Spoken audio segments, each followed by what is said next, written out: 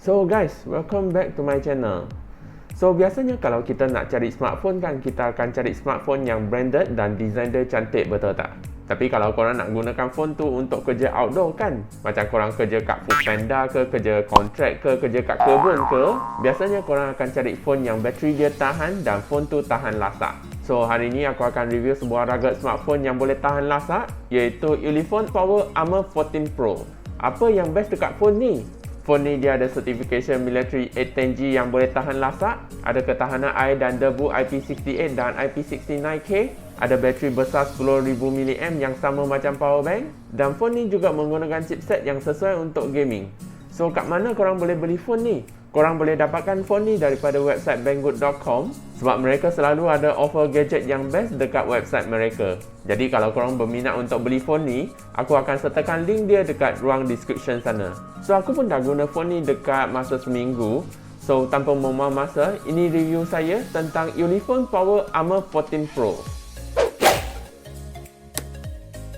So kalau dari segi rekaan kotak dia memang nampak cantik sebab color kuning ni nampak macam color Bumblebee yang sama macam cerita Transformer yang kita tengok dekat cinema tu. Lepas tu masa buka phone tu korang akan dapat tempered glass, kabel USB-C, charger 18W dan satu lanyard.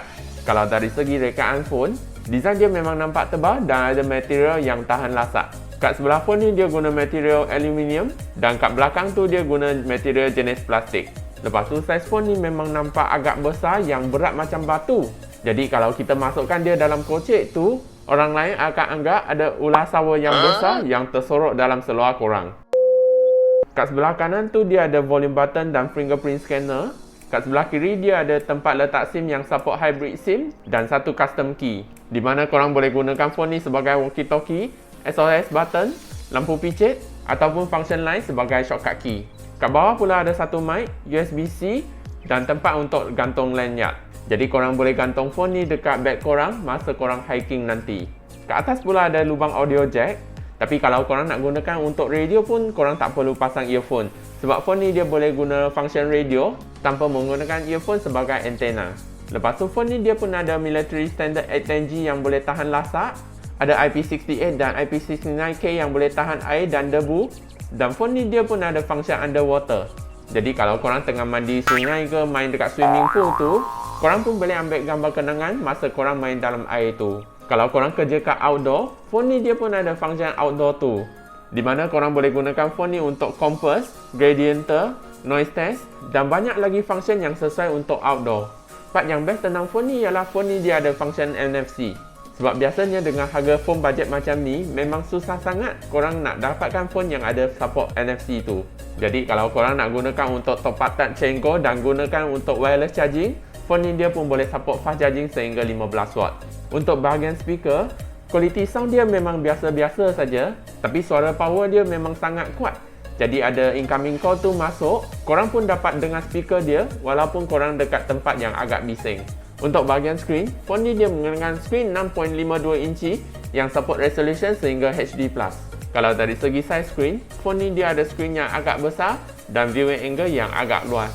Jadi kalau korang nak gunakan untuk kerja harian ataupun layan movie pun tak ada masalah juga. Sebab skrin dia memang agak cukup untuk kegunaan harian. Kalau nak gunakan bawah cahaya matahari pun tak ada masalah juga. Sebab keterangan skrin dia memang agak cukup untuk kegunaan outdoor. Untuk bahagian memory, phone ni dia menggunakan memory 128GB dan 6GB RAM. So untuk bahagian memory, phone ni dia ada memory yang agak besar. Jadi kalau korang nak gunakan untuk kerja harian, simpan WhatsApp ke, download apps pun tak ada masalah. Kalau korang rasa memory tu tak cukup, korang still boleh add on external memory card yang agak besar tu. Kalau dari segi interface, Ulefone dia tak mention apa UI yang dia guna. Tapi phone ni dia masih menggunakan Android system yang agak baru, iaitu Android 12. Jadi kalau korang nak gunakan phone ni untuk download apps yang baru-baru tu, korang pun tak perlu risau sistem dia outdated dan tak boleh support apps yang baru-baru tu. Untuk bahagian bateri, phone ni dia ada bateri 10,000 mAh dan dia juga support fast charging sehingga 18W. So untuk ketahanan phone bateri ni, phone ni memang dia agak tahan. Kalau kita setakat gunakan untuk casual use, biasanya bateri dia boleh tahan sehingga 3 hari sampai 4 hari, korang baru kena cas satu kali. Jadi kalau korang selalu gunakan outdoor tu yang selalu gunakan Google Maps tu, korang pun tak perlu risau yang bateri dia cepat habis. Kalau korang kaki gaming, phone ni juga menggunakan chipset MediaTek G85 yang sesuai untuk gaming. Jadi kalau korang nak gunakan phone ni untuk naik RAM pun tak ada masalah juga, sebab bateri dia memang boleh tahan untuk jangka masa yang lama. Kalau gunakan untuk main Mobile Legends, grafik dia boleh support sehingga high graphic.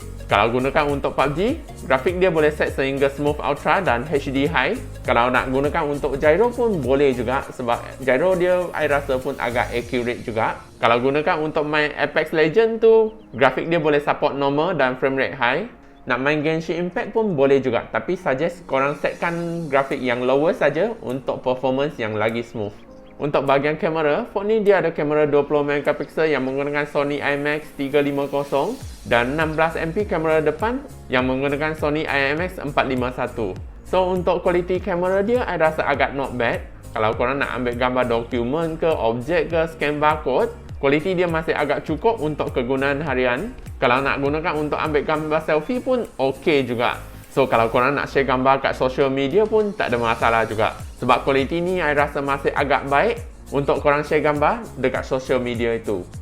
So sekarang kita tengah rakam guna kamera depan Ulefone ni, okey.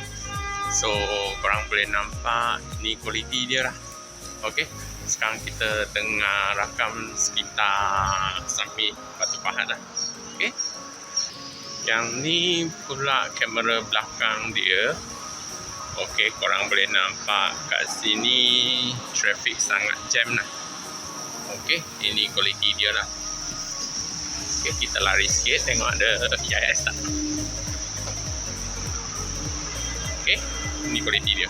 So overall, phone ni adalah sebuah smartphone yang tahan lasat dan sesuai untuk sesiapa yang tengah cari phone untuk kegunaan outdoor. So kalau korang berminat untuk beli phone ni, korang boleh dapatkan phone ni daripada Banggood.com.